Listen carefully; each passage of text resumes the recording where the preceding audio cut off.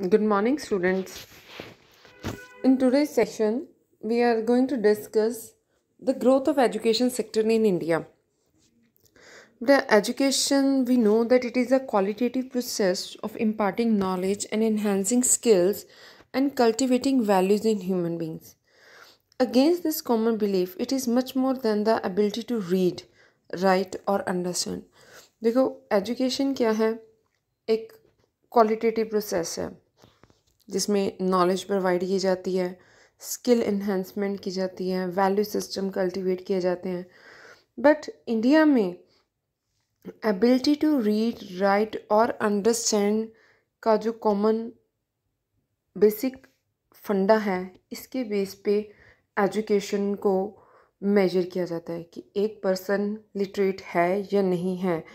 ये मेजर कैसे किया जाता है? Whether he is having ability to read, write और understand, right? Since independence, there has been appreciable improvement in the spread of education in India. There is no doubt in that, and it can be analyzed from the basic data that in 1951 the literacy rate in India was just 18.3%। सिर्फ जो India की population थी उसमें से 18% लोग ही populated थे। But 2011 की जो सेंसस है, जो अभी तक की लेटेस्ट कैलकुलेशन है, उसके अकॉर्डिंग 74% लिटरेसी हो चुकी है इंडिया में, and mail literacy is 82% and female literacy is 65%। और ये जो डेटा है इसमें से सबसे जो हाईएस्ट लिटरेसी है that is in Kerala, 93.9%, where is it has almost the lowest for Bihar. सबसे देखो बेटा, ये आपने याद रखना है, डाटा कुछ ज़्यादा नहीं दिया हुआ। 51 का जो डाटा है उसके हिसाब से 18.3% थी आपकी लिटरेसी, और जो आपकी 2011 है उसके अकॉर्डिंग 74% है, जिसमें से 82% मेल की लिटरेसी रेट है एंड 65% फीमेल की लिटरेसी रेट है। हाईएस्ट लिटरेसी चल रही है हमारी केरला में 93% एंड लोएस्ट है बिहार में।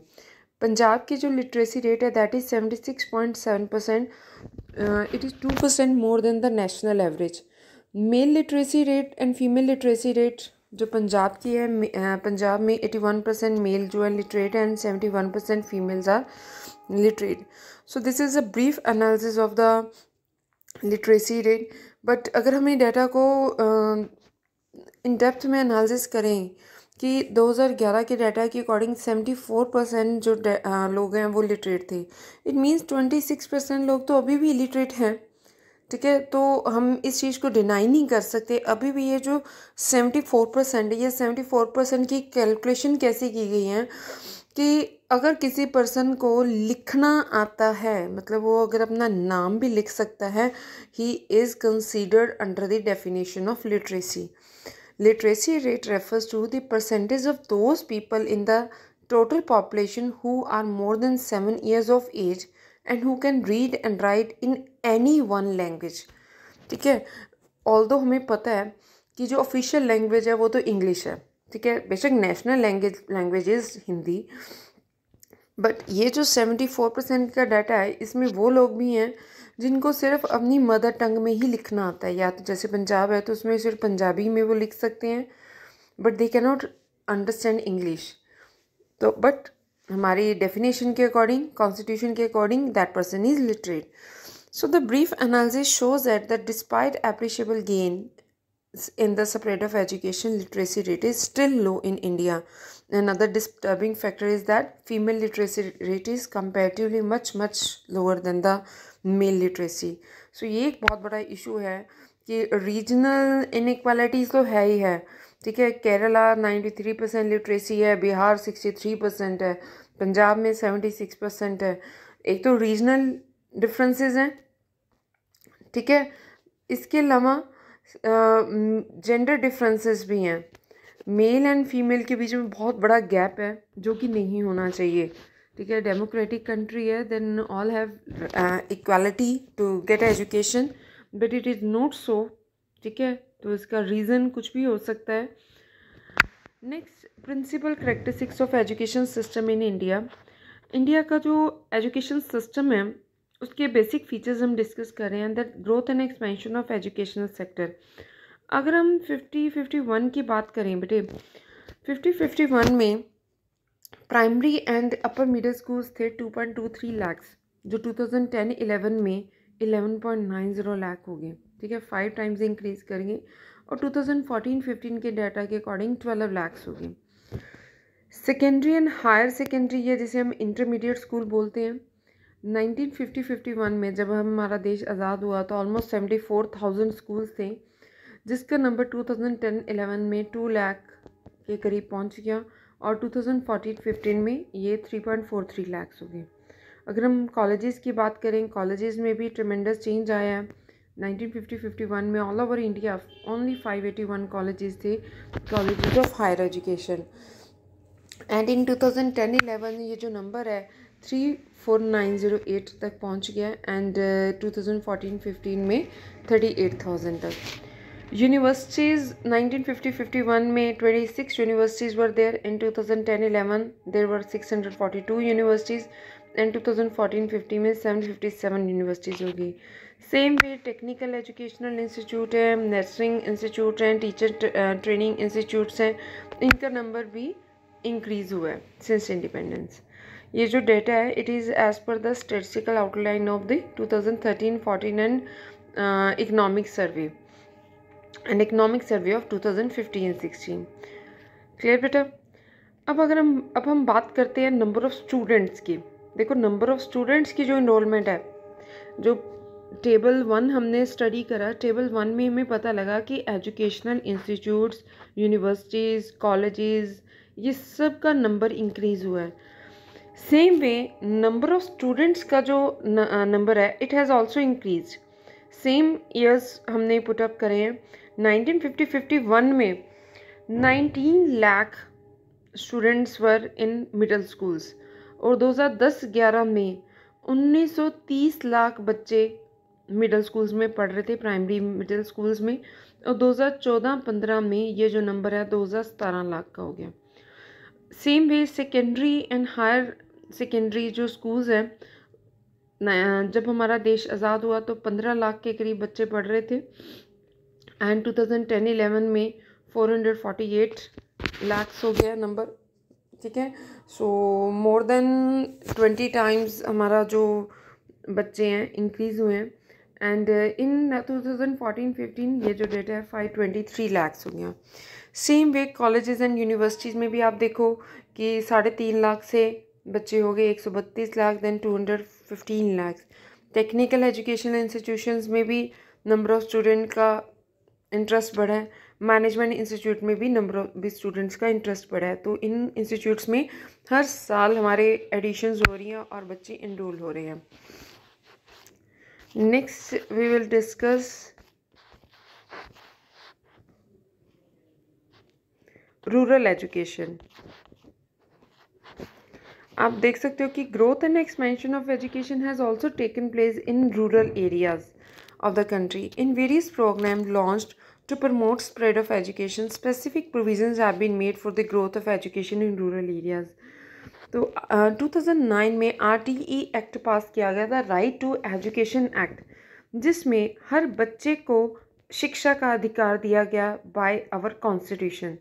तो इसके according the right to education to free and compulsory education act, popularly referred to as RTA Act 2009, was enacted and it was passed by the parliament in August 2009. It was enforced with effect from April 1, 2010, and under this act every child in the age group of 6 to 14 years has a fundamental right for free and compulsory education in the neighborhood schools. तो rural areas में number of students का जो रुझान है schools में वो बड़ा है। क्यों? क्योंकि right to education act pass हुआ। As a consequence of this there has been notable improvement in the literacy levels in the rural areas of the country. Clear students? Next हम बात करते हैं कि ये जो 70 ईयर्स की टेन्योर है 1950-51 से लेके 2020 तक की हम बात कर लें तो एग्रीकल्चर एजुकेशन में भी बच्चों का इंटरेस्ट बढ़ा है।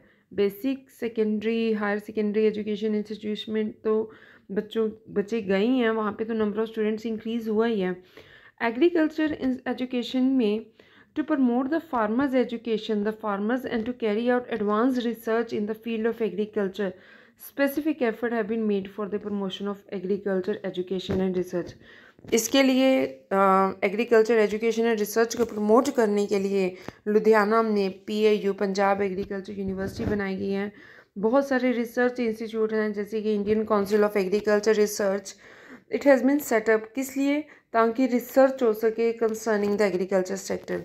Colleges and higher secondary schools have started special courses in agriculture education, BSc agriculture, BTech in agriculture, etc. अगर हम adult education and female education की बात करें तो specific effort has been made to improve the adult education and female education in the country. National Literacy Mission was launched in 1988 to promote the adult education. बड़े बच्चों की education को promote करने के लिए. The main objective of this program was to improve the literacy rate among the adults between 15 to 35 years of the age. बहुत सारी universities हैं जिसमें उन्होंने एज बार नहीं रखी है, मतलब एज वाइज रिलैक्सेशन प्रोवाइड करी है कुछ कोर्सेज को रन करने के लिए. Likewise special effort have been made to promote female education. Many states have made the female education up to the secondary or higher secondary totally free. ठीक है, तो NLM was recast as Sakshar Bharat Mission on 8 September 2009 and female education is also the focus of Sakshar Bharat program. तो जिसमें adult literacy and female literacy के ऊपर work किया गया. Now open and distance education courses run हो रहे हैं by the universities because बहुत सारे ऐसे group of people हैं who are working somewhere else. तो ऐसे लोगों को education से हम deny नहीं कर सकती हैं. तो at the national level, National Institute of Open Schooling has been set up in November 1989. IGNOU University has been made up, set up in the field of open and distance education, and it was set up in 1985, and its regional centers and study centers are spread throughout the country, and many states have set up their own open state universities for the educational development of the employees, and there are many evening colleges. बहुत सारे universities evening colleges run कर रहे हैं employees के लिए open learning courses चला रहे हैं ताकि वो भी अपनी डिग्री को अपग्रेड कर सकें. So conclusively there has been a significant growth of education system in India. अगर हम 1950-51 से बात करें तो सारे सेक्टर्स में नंबर ऑफ़ स्टूडेंट्स का नंबर भी इंक्रीज़ हुआ है, नंबर ऑफ़ कॉलेज भी इंक्रीज़ हुए हैं, universities, technical institutions, total fundamental change आ चुका है. आपने देखा होगा कि 1950-51 में कोई टेक्निकल कॉलेजेस या इंस्टीट्यूट्स नहीं होते थे, but in 2010-11 technical institutes, management institutes has been open, right. So there has been significant growth in higher education in India. There are certain problems or defects of education system in India due to which various programs of government are not yielding desired results. First is failure to achieve universalization. Indian Constitution, which was adopted in 1950, had set the goals of universalization of elementary education by 1960. But despite all the effort, India has failed to achieve this goal. Rather, unfortunately, India is home to the largest population of illiterates in the world. ठीक है, 1960 में बेटा elementary education को universalise करने के लिए act पास किया गया. यूनिवर्सलाइज का मतलब कि हर एक बंदा एलिमेंट्री एजुकेशन गेन करेगा, बट ये गोल अचीव नहीं हो पाया. 2010-11 के सेंसस तक हमारे इंडिया में 74% थी literacy rate. It means 26% people अभी भी लिटरेट हैं. There is high drop out rate also. बहुत सारे बच्चे ऐसे हैं who get enrolled in educational institution but do not complete their education.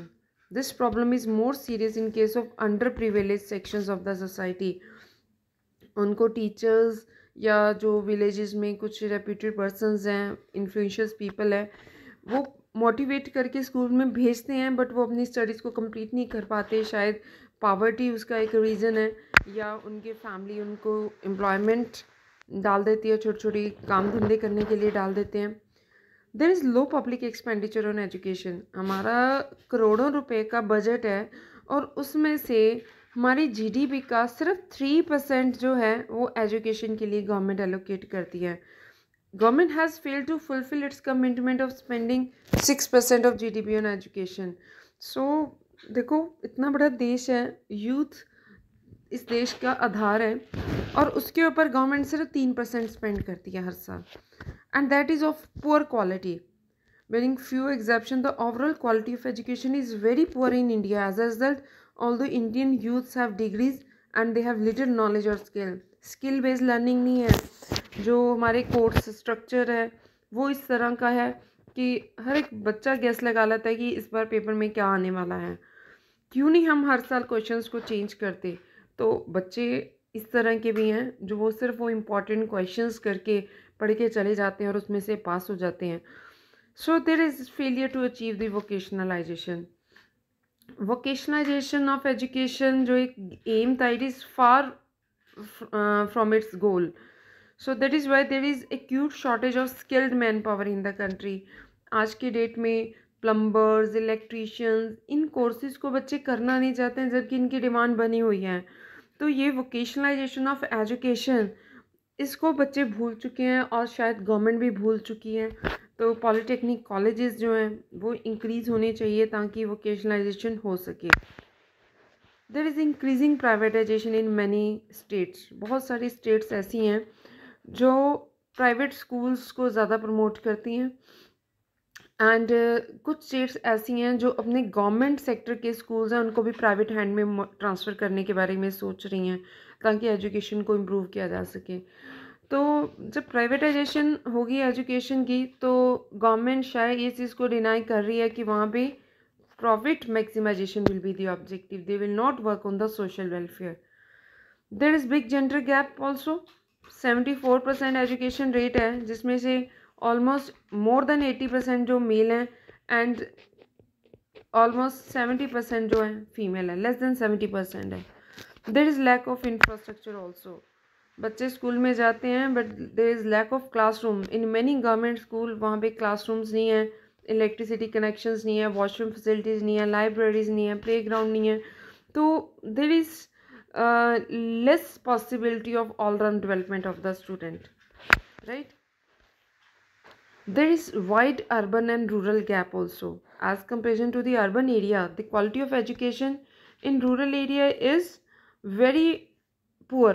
Various problems of education sectors are more serious in rural areas. Besides this, cost of education is rising every year. Private school तो में तो मतलब एक middle class family afford ही नहीं कर सकता। सो एक common man के लिए एजुकेशन अनएफोर्डेबल बन चुकी है। बेसिक एजुकेशन वो क्लियर कर भी जाएं, बट हायर एजुकेशन इंस्टीट्यूट में एडमिशन लेने के लिए उनके पास पैसे नहीं हैं।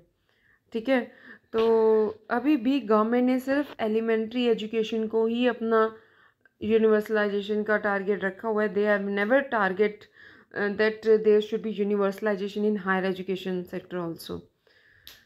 So there are certain suggestions for the improvement of education system in India, right?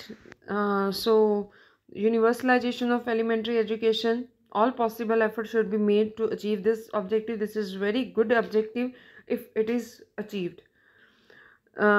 There should be lower dropout rate. For this, one student enrolled students should complete their education and teachers should follow with those students. There is need to increase in public expenditure also. Government को अपना public expenditure increase करने की ज़रूरत है education के ऊपर. Education should be the most important, but government के लिए ये लीस्ट प्रायोरिटी में है. Improvement in quality. Special efforts need to be made for bringing the improvement in the quality of education. There should be focus on vocationalization of education also. तो बच्चों के लिए ऐसे कोर्सेज गवर्नमेंट को introduce करने चाहिए. It should be made compulsory कि बच्चे कुछ स्किल लर्न कर सकें. There is requirement of control over private sector also. There are malpractices of the private sector in the field of education, and they are charging huge fees from the parents. So it is a big hurdle in the way of universalization of education. There is need to bridge the gender gap. बहुत बड़ा gap है. Motivation होनी चाहिए. Government कुछ campaign run करे जिसमें female literacy को 100% करने का टारगेट फिक्स हो. There is need of development of infrastructure. Girls student के लिए प्रॉपर इंफ्रास्ट्रक्चर होना चाहिए स्कूल्स में. Specific efforts in rural areas should be made to improve the access and quality of education in rural areas. And education should be available not in costly manner. There is requirement that education should be of very less cost. Okay, so government should make provision for cheap and quality education to all. So concludingly, the education sector has made tremendous progress in India over the years. But still, there are certain issues, especially concerning cheap and universal access and quality of education, need to be addressed. So only then the masses can be educated, prosperous. So that was all about today's topic. With this, your human resource development topic has been completed. So thank you so much, students, for watching this video. I hope you like this video.